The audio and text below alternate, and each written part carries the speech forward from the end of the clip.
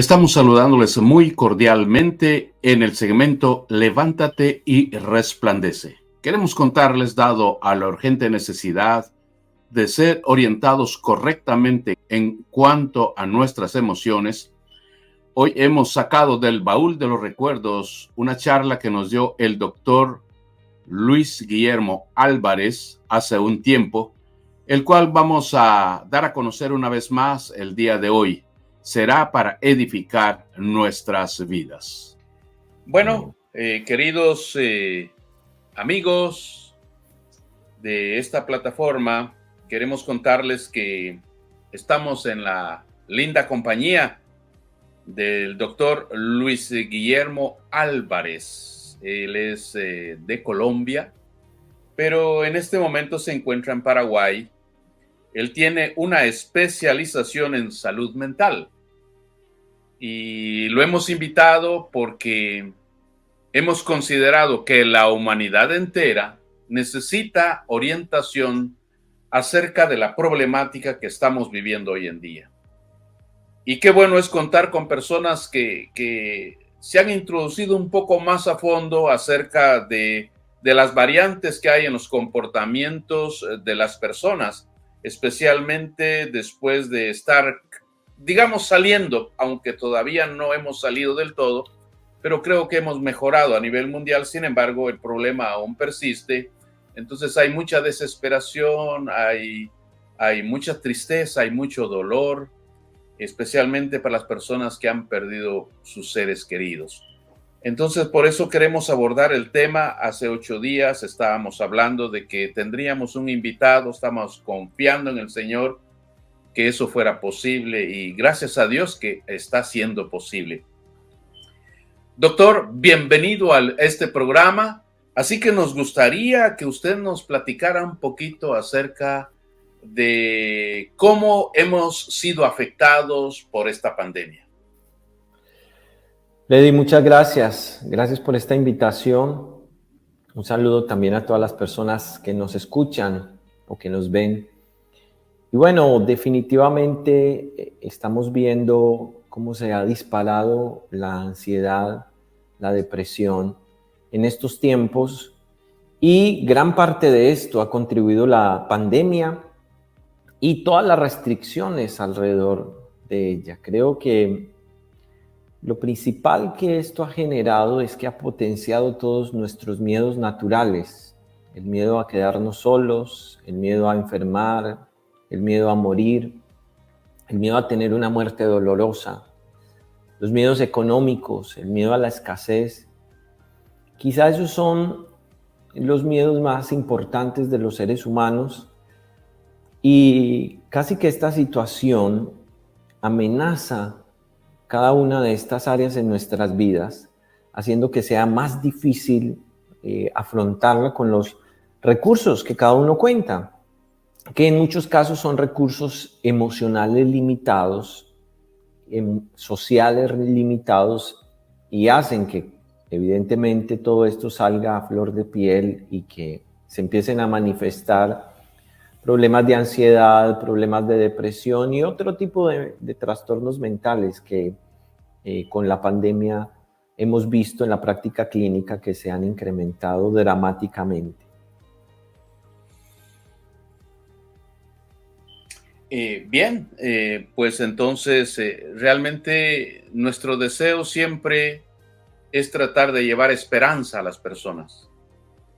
Y dado a que muchas áreas de nuestras vidas se han afectado, nos gustaría saber si pudiéramos describir un poco cuál es el resultado de todo lo que nos ha sucedido o cómo se está comportando la gente hoy en día.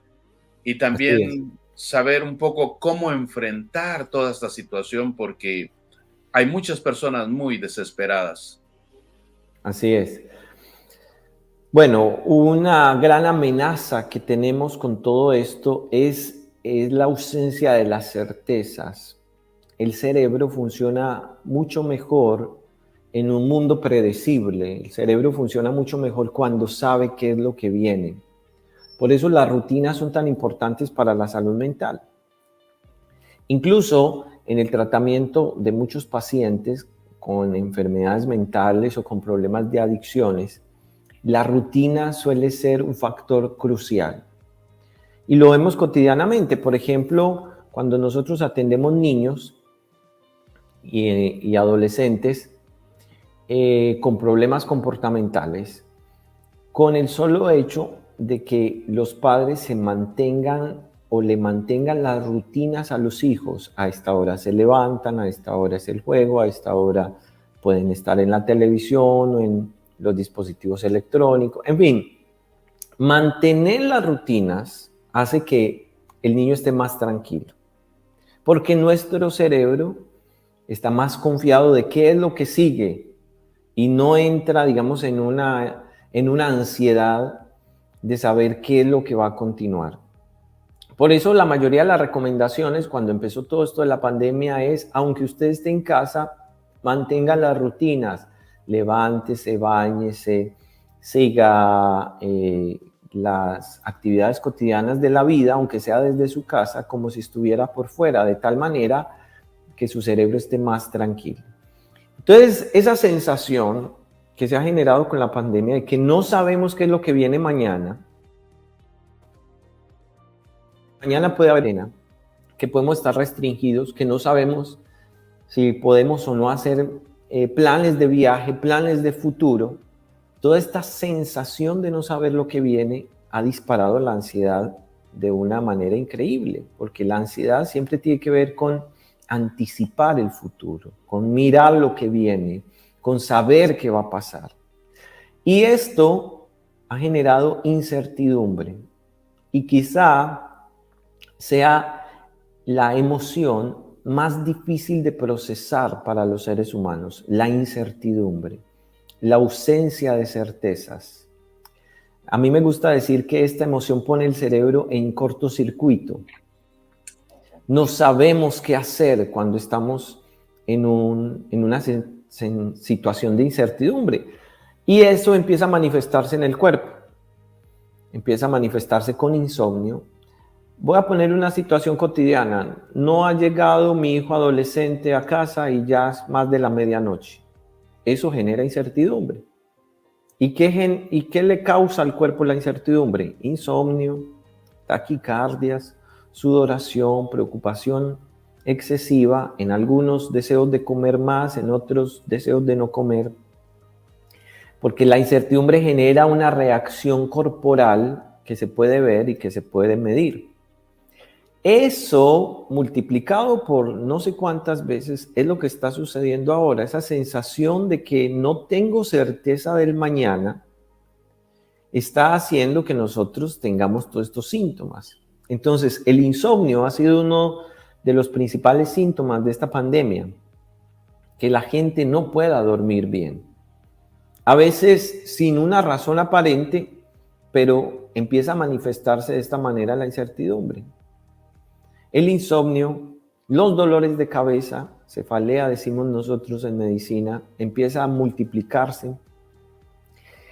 Las reacciones corporales de tipo temblor, de tipo taquicardia, de tipo sudoración, la sensación de ahogo, la sensación de no poder respirar, los pensamientos catastróficos, pensamientos de muerte, de que algo malo me va a pasar, de que algo malo va a suceder, de que alguien se va a morir. Y también las obsesiones que se han multiplicado en este tiempo, la obsesión por la limpieza, la obsesión por el orden, la obsesión con la enfermedad, con el cuidado, que ya no hacen parte de los cuidados normales que deberíamos tener o de las precauciones naturales, sino que empiezan a generar un grado de disconfort que hacen que a mí me cueste estar en paz o vivir en paz con los demás. Quizás esa sea la medida de cuándo es normal y cuándo empieza a volverse patológico. Tengo conflictos constantes con mis seres queridos por esta situación, empieza eso a generarme carga emocional o mental y entonces se va convirtiendo en una obsesión. Y todo esto creo que se ha generado por una razón, Freddy, y es que los seres humanos siempre vivimos en función del futuro. los seres humanos siempre estamos pensando en lo que voy a comer esta noche, en lo que voy a hacer mañana, en que en fin de semana voy a ir a tal lugar, que quizá en diciembre voy a tener esta actividad o este viaje. Es decir, nuestra vida poco se centra en el hoy. La mayor parte del tiempo estamos pensando en el futuro y algunas personas la mayor parte del tiempo están pensando en el pasado. Pero que nos quiten la sensación de las certezas del futuro es lo que está haciendo que se manifiesten con mucha más fuerza todos estos problemas en medio de la pandemia. Y creo yo que la pandemia vino a poner en evidencia muchas cosas que ya hacían parte de nuestras vidas, pero que estábamos distraídos. La falta de conexiones reales con otras personas, las pocas amistades significativas que tenemos, la incapacidad para estar solos o con nosotros mismos. Y creo que era más fácil distraernos en muchas cosas que detenernos a pensar cómo estoy, cómo está mi relación de pareja, cómo está mi relación con los hijos. En fin, una gran cantidad de cosas que salieron a flote con toda esta situación a la que nos vimos abocados todos de manera imprevista. Qué tremendo. Y sí, uno puede ver lo que usted está mencionando a nuestro alrededor. Verdaderamente sí hay tremenda incertidumbre. Yo creo que esa es la palabra fundamental que hay que pesar y evaluar y sobre todo encontrar la posible solución, porque es verdad, el futuro ha quedado como a la deriva. La gente piensa, dice, bueno, pues es que tantos proyectos, tantos sueños, y a veces con problemas ya económicos porque los ahorros se acabaron, y los ingresos ya no son iguales porque no se puede salir a trabajar como antes. Bueno, una serie de situaciones. Y qué interesante, ¿verdad? Ver y contemplar todas esas áreas para que la gente pueda entender que el problema no es ficticio, es real. Y cuando estamos hablando de una realidad presente, significa que también podemos actuar positivamente. Y entonces quisiéramos saber qué podemos hacer para salir de esa situación a pesar de la persistencia del problema, porque no está solucionado del todo. Hay algunos países que verdaderamente están pasando por un momento tan crítico. Por poner un ejemplo, Guatemala está realmente muy mal ante esta situación. Bueno, me he comunicado con muchos y me dicen que los contagios son, pero incontables. Muchos enfermos, los hospitales han colapsado, o sea, no, hay un problema muy serio. Pero a pesar de todo ello, ¿qué podría hacer la humanidad, los seres humanos, qué podrían hacer para contrarrestar la incertidumbre más que nada? Sí, creo que seguimos con muchas amenazas y aunque de alguna manera estamos volviendo a una normalidad, sigue habiendo amenazas de otros virus o de este mismo virus mutado, y como que todavía eso nos mantiene con el corazón dividido entre actuar con libertad o restringirnos aún más de todo lo que ha sucedido. Pero yo creo que lo primero para empezar a experimentar salud emocional y salud mental, es identificar qué es lo que me está pasando, identificar mis emociones y ser honesto con lo que estoy sintiendo. Y digo esto porque la mayoría de nosotros no nos enseñaron a identificar qué estamos sintiendo. Generalmente cuando uno ve a una persona con cara triste o con ceño fruncido o de la manera que uno pudiera interpretar como esta persona no está bien, está mal, viendo su cara. Quizá lo primero que uno piensa es que esa persona está triste o que está enojada. Generalmente pensamos que está enojada. Y nos movemos solamente en esos dos sentimientos. Igual, cuando nosotros nos preguntan ¿cómo estás? A veces ni nosotros mismos sabemos cómo estamos, ¿cierto? Es cierto. ¿Y eso por qué ocurre? Porque a nosotros no nos enseñaron a detenernos en qué es lo que yo estoy sintiendo. Y esto es muy importante, Freddy, la conciencia emocional es muy importante, porque las emociones se gestionan de manera diferente. Es decir, el enojo no se resuelve de la misma manera que la tristeza, ni se resuelve de la misma manera que la frustración, ni que la preocupación. Entonces, cuando uno identifica bien qué es lo que siento, va a poder tener herramientas para resolverlo, para gestionarlo. Entonces, cuando uno llega mal encarado, diríamos en mi país, a la casa, con mala cara,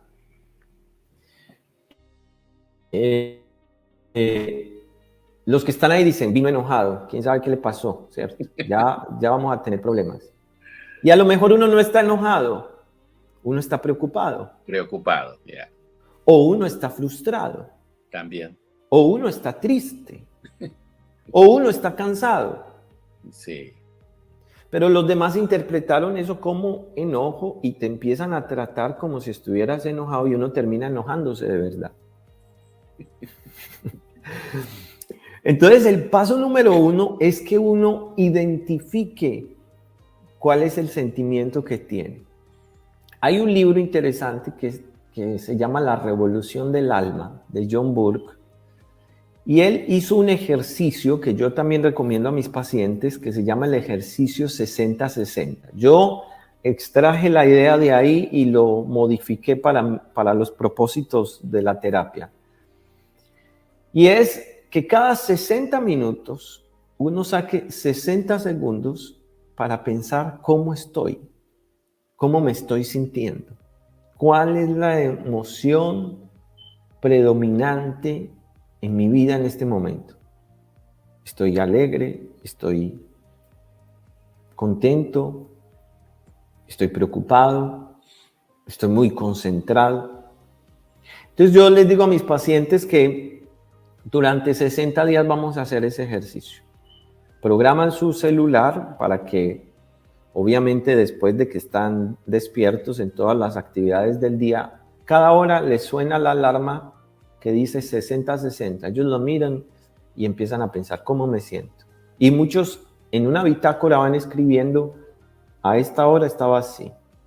Ha sido genial poder mirar cuál es el comportamiento emocional de las personas en el día, saber a qué horas estoy más enojado, más triste, más contento del día y poder identificar cuál es la emoción predominante que uno tiene.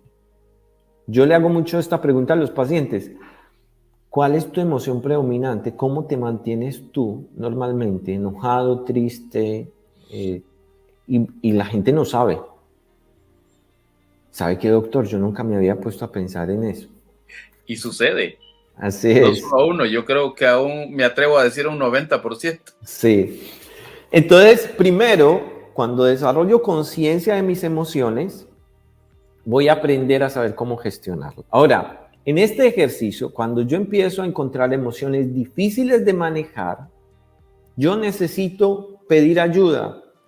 A mí me gusta decir, Freddy, esto, que la capacidad más importante que tenemos los seres humanos es la capacidad de pedir ayuda. Y que no podemos perder esa capacidad. En salud mental, cuando alguien no tiene la capacidad de pedir ayuda es porque está muy mal. O sea, es un gesto, es un signo, es un síntoma de buena salud pedir ayuda. No está tan mal el que es capaz de pedir ayuda. El que ya no pide. Está muy mal y es presa fácil de cualquier cosa. Entonces, soy consciente de mis emociones y pido ayuda cuando no sé cómo resolver una situación, porque hay emociones que nos sobrepasan. Y esas emociones que nos sobrepasan, es decir, que con mis recursos emocionales no puedo afrontarlas, es donde yo necesito pedir ayuda. Y eso nos pasa a todos. Y nos pasa a todos porque la vida nos presenta una serie de situaciones que a mí me gusta pensar que son como una mochila o un bolso que yo cargo, una maleta que yo cargo todos los días, que tiene unos pesos a los que ya estoy acostumbrado. El peso de la familia, del trabajo, de las deudas, de los compromisos, y ya estoy acostumbrado a ellos. Del problema con mi hijo, del problema con mi suegra, y ya ahí está.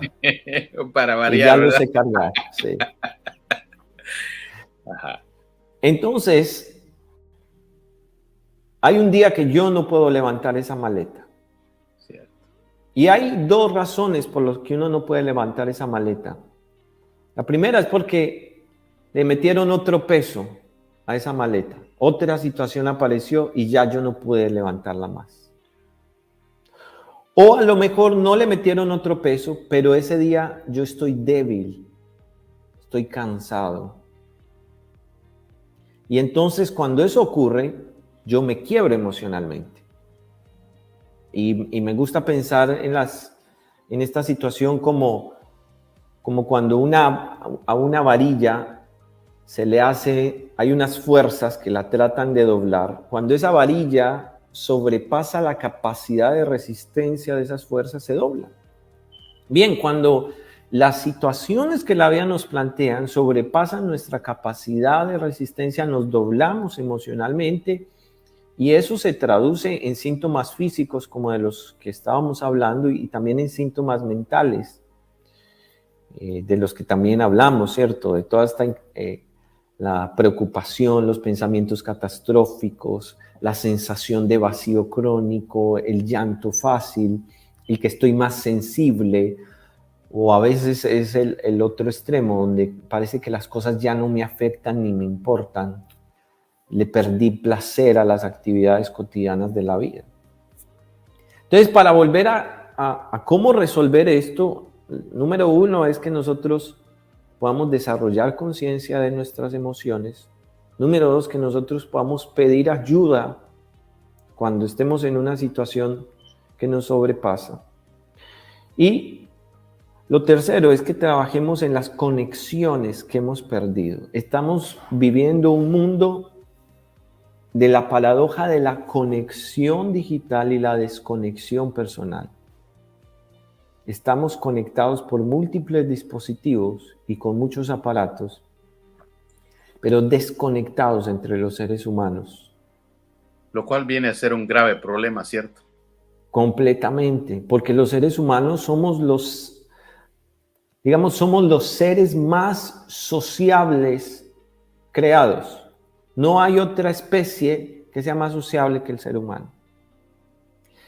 Ni siquiera las abejas, las hormigas, que suelen ganarnos en número en la cantidad de conexiones que ellas generan de comunidad, pero la diferencia con nosotros es que las comunidades que los seres humanos desarrollamos es con extraños genéticos.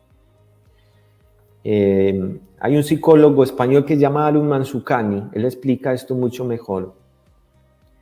Pero él dice, las abejas y las hormigas son parientes genéticos.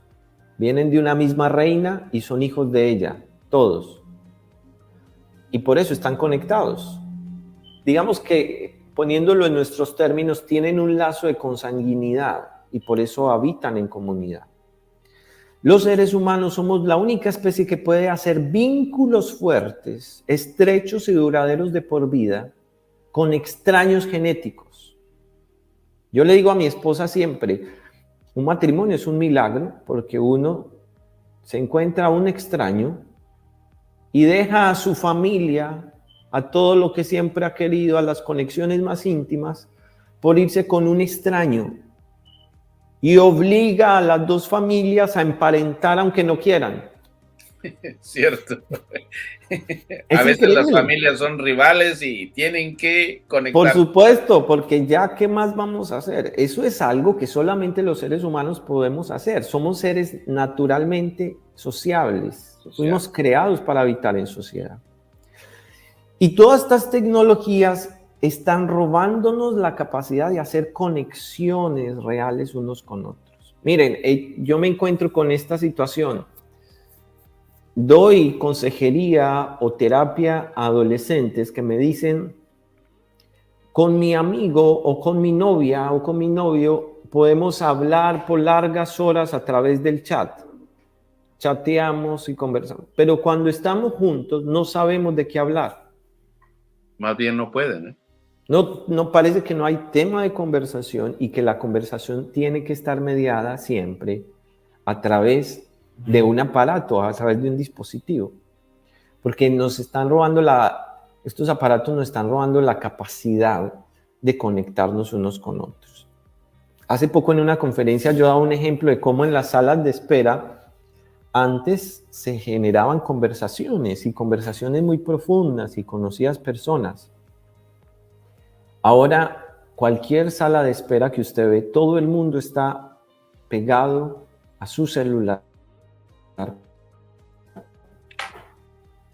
pero está desconectado de los que están a su alrededor.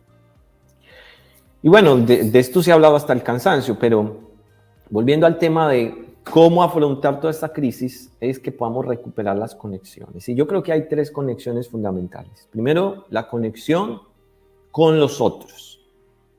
Necesitamos trabajar en desarrollar relaciones significativas con otros. Y esto implica riesgos, esto implica tiempo, esto implica inversión. Hay amistades que hemos descuidado que creo que hay que reconectarse. Hay relaciones rotas en la familia que hemos dejado pasar por alto, pero que ya es hora de tomarnos el café y sentarnos a hablar de ese problema que nos tiene divididos hace años. Conozco hermanos que hace 20 o 30 años no se hablan por algo que ya no recuerdan. Así son. Eso es lo más interesante, ¿verdad? Porque yo les decía, bueno, ¿y qué fue lo que generó que ustedes dos se alejaran? Y me dicen, la verdad, ya ni me acuerdo, pero yo ya no le hablo a él. Es increíble. Y no es hora de que nos sentemos a resolver todo eso para que tengamos más salud emocional y mental. La segunda conexión, Freddy, es la conexión con nosotros mismos, que tiene que ver con la conciencia emocional de la que les estaba hablando. Con la capacidad de reconocer mis emociones para saber cómo gestionar esas emociones. Para desarrollar esa capacidad de autorregularme emocionalmente. A veces uno necesita, en la conexión con otros, se corregula emocionalmente. Otros me contienen emocionalmente y me ayudan. Pero yo también necesito desarrollar actividades a solas que me regulen emocionalmente. Por ejemplo, hacer ejercicio. Por ejemplo, escuchar música, leer un libro, tener un tiempo de oración, estar caminando, a contemplar la naturaleza. Todas esas son actividades de autorregulación emocional. Y lo tercero, que creo que es fundamental en todo esto, es la conexión con Dios. El médico vienés Viktor Frankl, un psiquiatra que sobrevivió a los campos de concentración nazi, tiene unos libros extraordinarios. Uno de esos es El hombre en búsqueda del sentido. Pero tiene uno que a mí me gusta mucho por mi profesión, porque él introdujo en la psiquiatría esta corriente de la psiquiatría basada en la trascendencia del ser. Y él decía que uno necesita alentar a los pacientes a que se relacionen con el ser superior para que ellos puedan experimentar verdadera sanidad. Y Viktor Frankl tiene un libro que se titula La presencia ignorada de Dios. Entonces, cuando nosotros podemos encontrar esa presencia de Dios como un recurso que está todos los días con nosotros para contarle lo que te está pasando, para abrir el corazón, para recibir su fuerza y su consuelo, definitivamente eso va a hacer que tu estrés y que tu ansiedad disminuya. Y hay cualquier cantidad de estudios, Freddy, actualmente acerca de la relación entre la espiritualidad y la salud mental.